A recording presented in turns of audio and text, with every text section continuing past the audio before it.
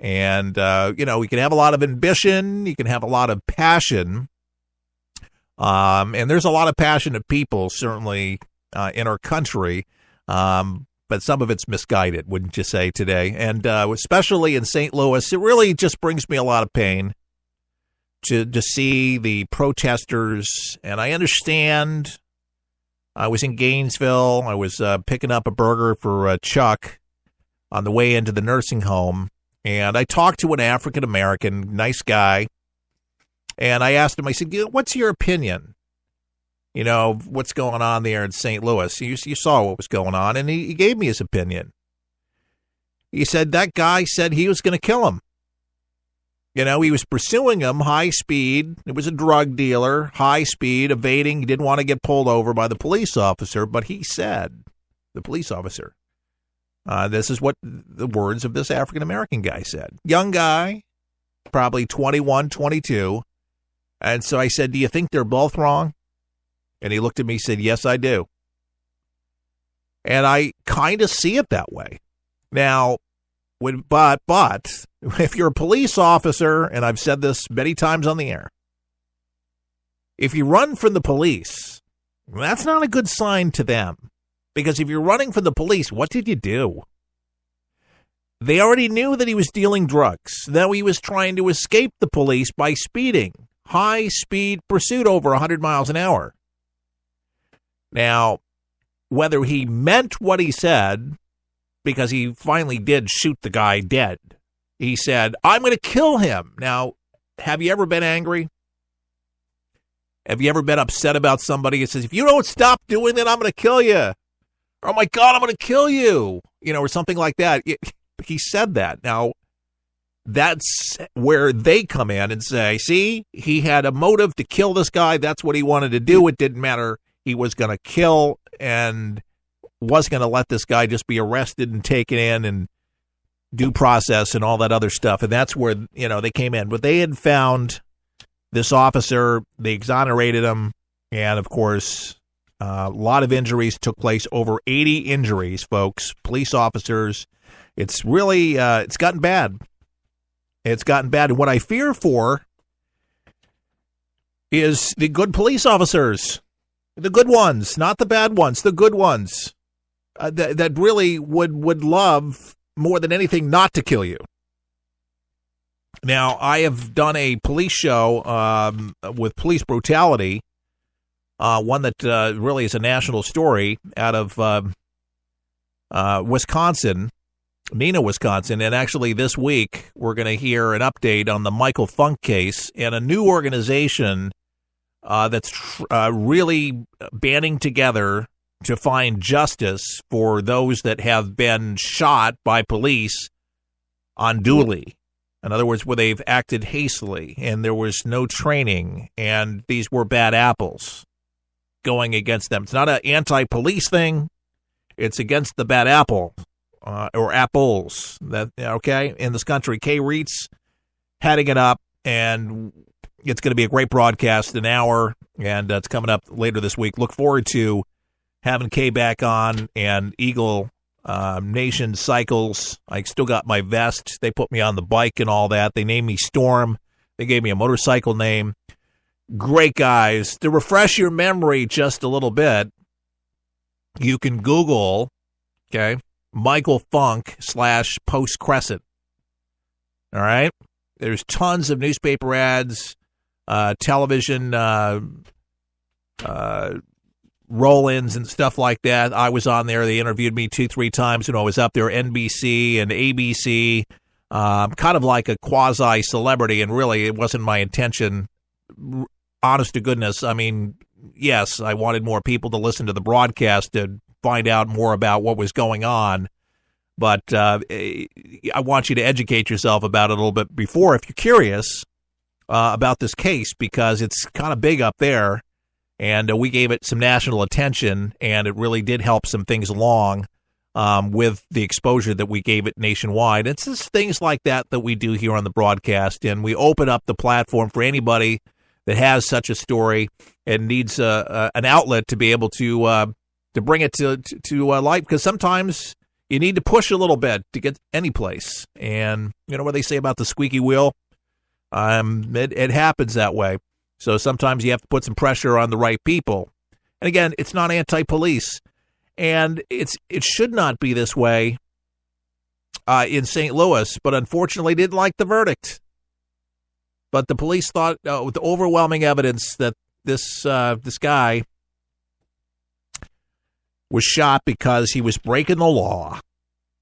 He was a drug dealer, and just because somebody is a drug dealer doesn't mean you just shoot him. I'm not saying that. What I am saying is when you're running from the police, folks, bad things are going to happen. But the St. Louis riot police had to arrest dozens of people on Sunday night. We're talking just last night. And at least 80 arrests were made in what was the third night of violence in the city with hundreds of people protesting.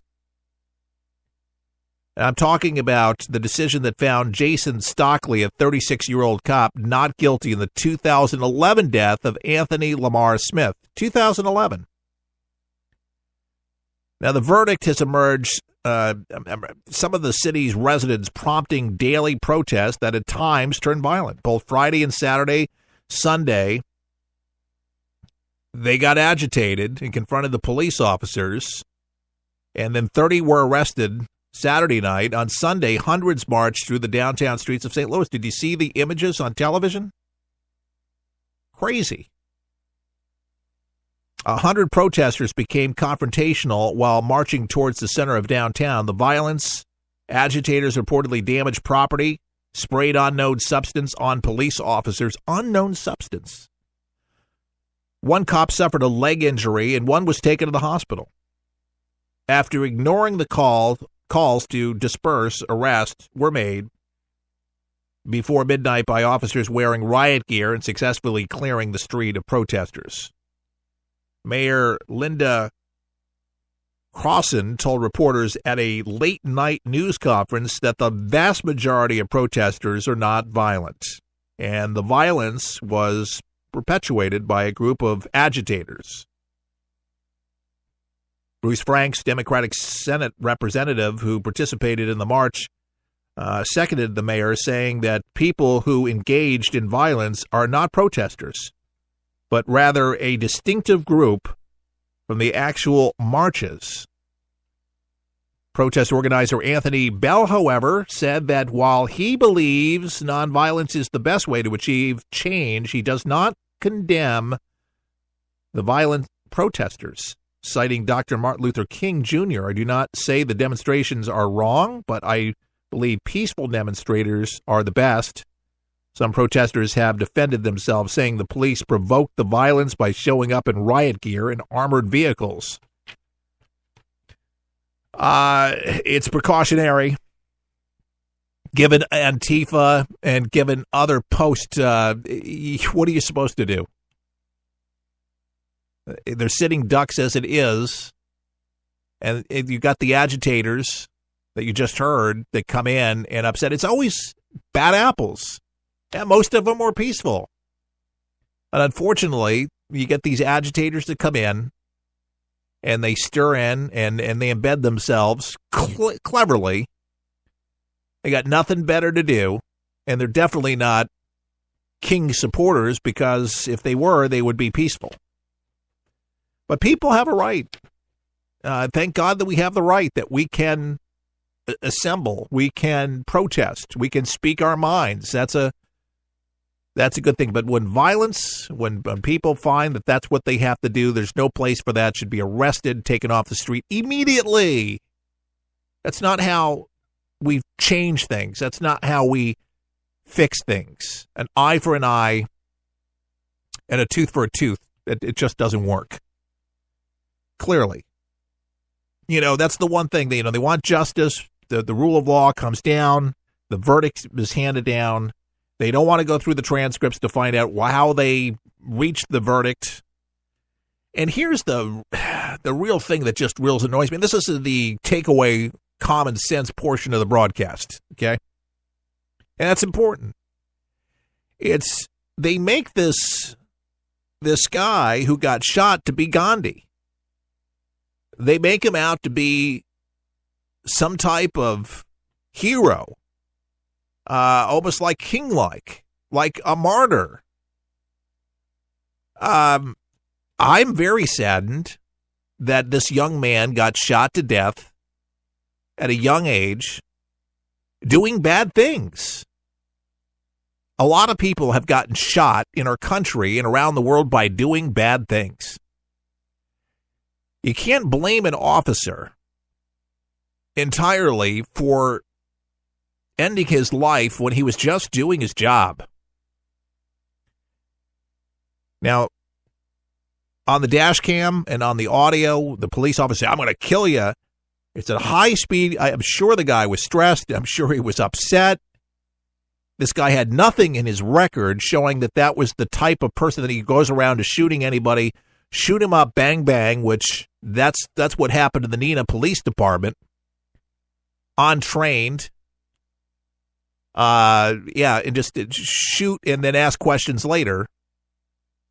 It wasn't that kind of guy, and nothing in his background, his profile showed. But he said something that seemed to be a little offbeat, unsettling to some, and I understand that to a certain degree. However, they won't go into the transcripts. They won't try to appreciate it. And again, why are we putting people on pedestals that are violent offenders, repeat offenders, and drug dealers killing other people? And let me just say this clearly. A drug dealer is a killer. They kill people.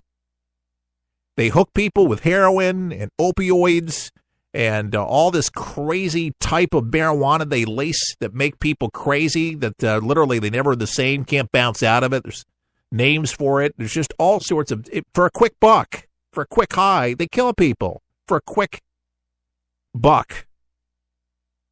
And they do this stuff. And we're to put them on a pedestal and we're to worship them as being some kind of martyr for the black community, and that's okay? He wasn't innocent, is what I'm saying. Nobody deserves to get shot, killed for no reason. There was a reason why he got shot. He was high-speed pursuit, putting not just himself and the officer in jeopardy, everybody else on the highway, just like when he was selling drugs. You know, they need me on The View. Yeah, I wouldn't last, what, a day. They would be so angry. They'd be fuming, smoking mad. They don't want this kind of Oh, can you imagine me going head-to-head with Whoopi Goldberg over this one? She'd be telling me, you're white. You can't say anything about this one. You're white. What about what's right? Forget about what's white. What's right? You know, what's right? I mean, we can only judge each other by their character. Isn't that what Dr. King says? By their character, not the color of their skin.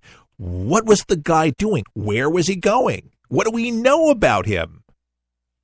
This is what police try to investigate and find out. Why don't we act like that? And try to get into the backgrounds to find out.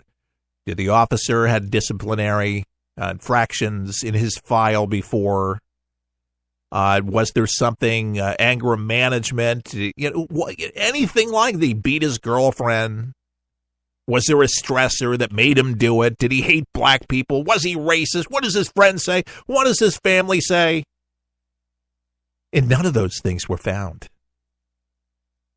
I'm just saying, folks, these are the kind of things that I think about. And I'm wondering how many of these protesters really logically think through it